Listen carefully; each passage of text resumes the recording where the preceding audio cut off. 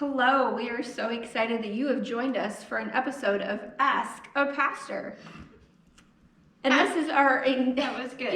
That was good. Now are we going to have to start and stop? No, keep going. Okay, so really, we are excited that you are joining us. We had a great time on Sunday, just bantering back and forth with questions, and we thought this would be a great idea. We want to have a fun time for you to get to know us, but also to talk about those questions that maybe we're not sure about.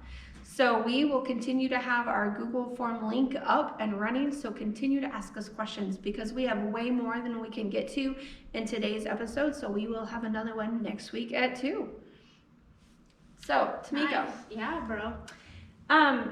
What is your favorite type of coffee? That is a tough one. Usually a darker roast. I like really bold, dark flavors. What about you? Yeah, the same, because the blonder the roast, the more jittery I get. So I like that dark roast. You do not need to be jittery. Never, ever. It's true. So no, another fun one. If you could go anywhere in the world after all of this pandemic is over, where would you go and why? Probably the same place I always want to go, and that is Colorado. I just want to see the mountains. You? Me? Yes. I want to go to the Holy Lands. Oh. So that's been like our dream, like to take our girls when they graduate from high school, or in between, like Jericho will graduate, then we'll go, and then McKinley will graduate. That's a good Or Europe. Like I've always wanted to go to France and Germany, and then instead of going to Europe, we bought a camper. So I know. That's nice. But that's where I really A want to camper go. that you're not going to get to use for a while. I don't want to talk about it. That's really... I don't want to talk about it right now. I'm sorry. I'd give you a hug, but... I know, that's social distancing. Hardest part of social distancing right now is no hugs. See how I threw that one in there? This is a virtual hug. Virtual. For you. We do this with our kids when they're on the phone. We hug. What is this? We hug each other. See, like you can hug your hands, so it's like the arms. We hug each other. You know what that looks like? That looks like an alien. Like a video you know game. What? That's creepy. I'm sorry. That's what we do in our family. So anyway, That's next fun. question. Yes, sorry. Pepsi or Coke? You can only choose between those two. Pepsi or Coke. Okay, so this is deep for me. This is deep for you. We're talking about soda. Yes, but this is deep because it depends on the variation of each. So are we talking regular Pepsi and regular Coke, or is this verse like cherry Pepsi, cherry Coke? Or because I will tell you in the so like I would probably rather have a regular Pepsi versus a regular Coke, but I would definitely choose a cherry Coke over a cherry Pepsi. Any day. You know what? So, and the orange vanilla Coke is fire. It is so good. I have some sitting in my house, even though I'm trying to stop drinking soda. I do have that in my house. You do have that in your house. I mean, hoarding, right? Yeah, it was a terrible joke. I'm sorry. It's a thing now. It's a thing now. That's so terrible. Oh no. It is terrible. It's horrible. I can't believe you said that. I know. I can't believe I responded that way. Right. What's you know, worse, how I answered or how you answered? I'm not sure. Let's not go there. That is not the question for today because that was not sent in. Oh, so if somebody sends that in, then we'll have to answer that. Yeah, there you go. But we do reserve the right to not answer a question depending on what that might be. Correct. Okay. Yeah, I would much rather have a Pepsi than a Coke because when I was in grade school, if you had, I don't know if it was perfect attendance or something, they would send home Coke with you, but it was always warm. And I would drink it on the way home, and then it was just gross to me. So Coke has always been gross to me. So you don't like lukewarm drinks that are intended to be cold, right? And I don't like cold drinks that are intended to be hot, like coffee. Coffee should always be hot. As she shakes a drink for hot coffee. It should not get cold. That's why it's in my thermos. But yeah, that doesn't bother me. I could drink lukewarm soda, and I like iced coffee. It doesn't bother me. Now, foods. Like if a food is supposed to be hot, I cannot eat it cold. and vice versa. Like no cold pizza. No, I like love that cold is pizza. that is the most disgusting thing. Blech. Interesting. Okay, I think we're gonna have to keep rolling because I'm not sure how much time we've been going, but this has been fun. Chiefs or Royals? Who's good that year? Isn't there some kind of loyalty? Like, No, because if they were on at the same time and they're doing equally well, which one would you watch? at the same time, well, And you could only watch one of them. modern day problems call for modern day solutions. So you get 2 TVs and you watch both at the same time. That's just, I'm a little overwhelmed right now. Even thinking about it. Because they both, even though football seems to happen at a faster pace, they both take the same amount of time to play, usually. Really? A normal baseball game is between 3 and 5 hours. Football can go anywhere from 2.5 to 4.5, just depending. Oh, So they go about the same length. I didn't realize that. Yeah. I always thought football was shorter. Sometimes. It's also more entertaining than football. I was present at the baseball. Royals' fastest baseball game ever with my dad one year. How fast was it? It was like almost exactly 3 hours. Interesting. They lost miserably, but That's still a fun memory. right. Because you I were can with say your I was dad. a part of history. We're a part of history right now. I was gonna say Yeah, the Chiefs won the Super Bowl. they did. Yeah. Okay. Anyway, what about you? What about me? I would much rather watch the Chiefs than the Royals because it's more entertaining. It's like faster paced and I get bored watching baseball. Just honestly. Yeah. I get bored. But so I'm more of a sports person than you are. So I'm Correct. getting ready to learn something about you. So is there a sport event that you prefer to watch or not really? I prefer to watch if it's live action. Like if I'm at the game, I prefer to watch football or my kids' volleyball games because they're like super fast paced. Like they just keep going. And I love basketball. On TV, if I'm gonna watch any sport, it's basketball. Like college basketball. Yeah, that sucks this year. No March Madness. I know. Like it's kind of sad. No, it's not kind of sad. It's really sad. Yes, I would agree. Really sad. Right. Okay, so now for our question of the day that was sent in, and not on our form, but someone else sent it in to us. Because What the youth group at our church has their own separate way that they can ask questions, usually of me, and I thought this was a good one, kind of for everyone. Okay. So, it says, so it is my understanding God told Noah, I think that's who it was, to build the ark, because God was going to flood the earth. Now I'm probably wrong, but didn't flood the earth he did flood the earth because humans were betraying God. That was the intro to this question. So, if I'm right, there's a saying that says everything happens for a reason. So with the virus that is going around, is this God's way of telling mankind to stop obeying him? Whew, Or stop disobeying him? that's a good question. It is a good question. You know, I've kind of heard this variation of this question a lot on Facebook right now. And first, to dispel that myth that everything happens for a reason, not everything happens for a reason. It's just not the way it is. Now, science set in motion. There are things that happen because the world's set in motion. God created the earth. He created how it's going to flow. So we've got volcanoes. We've got the trees that die and grow again. Right. We have So viruses maybe that it's come into not being. right. So maybe it's not. So everything happens for a reason, but not a spiritual, deeper reason. Correct. Because science, things do happen.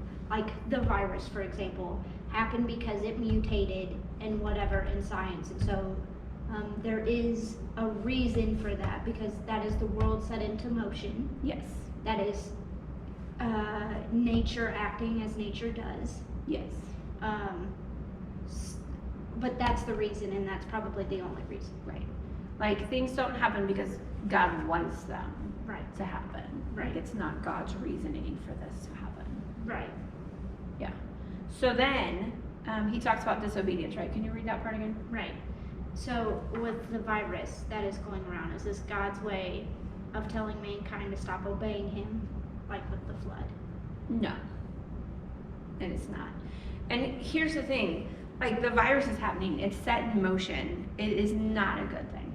Like it is causing a lot of fear and panic and anxiety in most people that I talk to in some form or another. That is all things that God does not desire for us. Do we need to obey God? Yes. Is he using this to bring us back to him? It's not why the virus is here. Can God use this virus to bring people closer to him? Yes. So he's connecting this though with the flood. Right. And the flood was definitely God doing that. Yes. So how do you differentiate between the two? God said that he would never destroy the earth again. That he made that promise, that he set that in motion. And through that, he was once again starting over in that redemption process of bringing people to him. Right. But he specifically said, I will never destroy the earth again. Right. But apparently I'm playing devil's advocate. You are. That's okay. We can do this.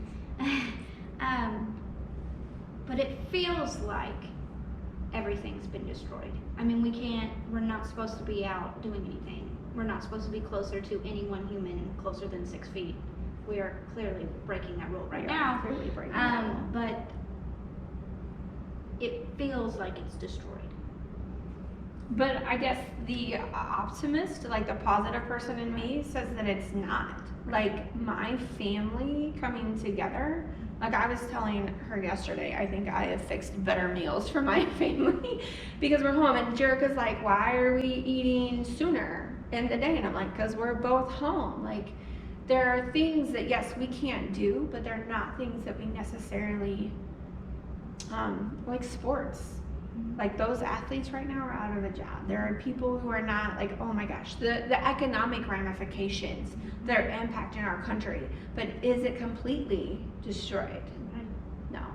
So you know this about me. I am more often a pessimist than an optimist. And even in my pessimism, I think that's the word, yes. I do not think that God is sending this virus to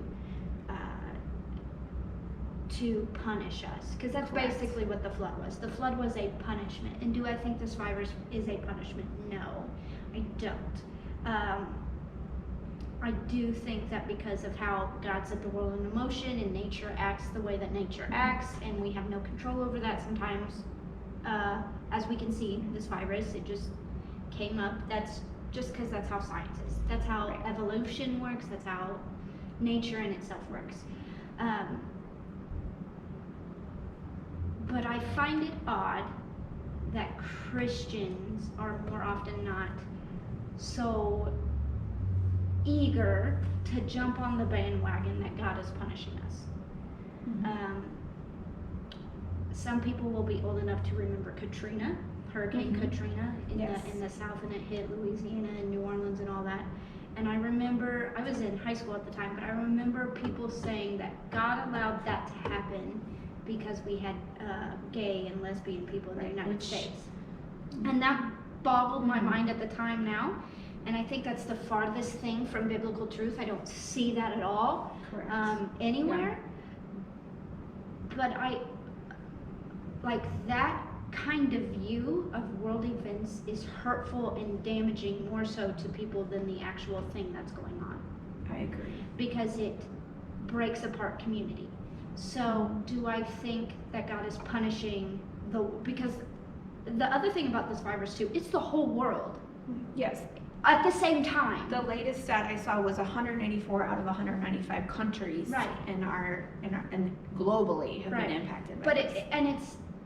It's not like it's one thing over here and then that one ends and then it starts somewhere else. No, it's everywhere at the same time. And so even in my pessimism, I think, what? God is trying to do something here, but it's not to punish us. It's not to punish us. And even though we are at home, and maybe some of us parents are being driven crazy by their kids, and maybe some of the teens are driven crazy by their parents, or however it works. I think it's both ways. There's something going on that's deeper. And I think it's to build relationships better. I don't think that God caused the virus, but I think God's going to use the virus to do something amazing if we allow him to. Yes. I read this morning. Somebody posted it on Facebook, and it was the Screw Tape Letters written by C.S. Lewis in 1942. And it's a letter between Satan and his demons, but also then Satan and Jesus. And it says, Satan says this: I will cause anxiety, fear, and panic. I will shut down business, schools, places of worship, and sports events. I will cause economic turmoil. And Jesus responds, I will bring together neighbors, restore the family unit. I will bring dinner back to the kitchen table. I will help people slow down their lives and appreciate what really matters. I will teach my children to rely on me and not the world. I will teach my children to trust me and not their money and material resources. And that was written in 1942. Right before World War II. And during that, when everything's being shut down, when the world seems like it's going to be destroyed, when nobody knows what's going on, because they couldn't get all the news fast enough. And now we're in this site where we're getting news constantly. Like, there's this website that I need to stop looking at because it's a live feed of people being infected and the deaths. And so we're getting news constantly and news updates. And I think that feeds into that fear and anxiety when we just need to lean in and press into Jesus and to press into community.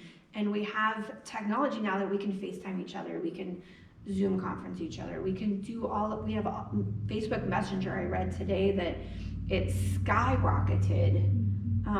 And especially in those countries like in Italy where it's really high, like people are connecting with people so much more now than they ever have before, checking in on one another. And that, I think, God is using this to bring us to people again, to bring us in that community that he created us for. I think this is particularly for those of us who call ourselves Christians, I think this is a particularly important time. I do. Because if we don't take the opportunity to lean into people, to lean into our families, to take the time to actually be with people, even though it's not physically being with people, we're gonna miss something. Yeah. And so that is an eerie thing that you just read, because that was in 1942. Yes. World War II was terrible. Terrible things still happened, but the world didn't end. Correct. And there were great heroes that came out of World War II who actually saved a ton of people. Yes. And so, yeah, my overall opinion is not that God sent this virus to punish us, but we could definitely take a lesson in learning how to slow down and focus in on people. For sure. Yeah. Well, that was dope. That was dope. Thank you so much for that question from one of the teens in our church. And we encourage you to keep asking questions. Any question, whether that's about us or just something fun or about God, about the world, about life and what's going on. We may not have all those answers. We may need to do some research to find some of those answers. But we want to be able to continue this. So check in next Wednesday at 2 o'clock for episode number 2. And make sure to subscribe to our channel. Oh, you did good. We want to be doing this after we can be with people too. So we want to keep this going. Keep it going. Keep it going. Good job. Awesome. Let's end this. Okay.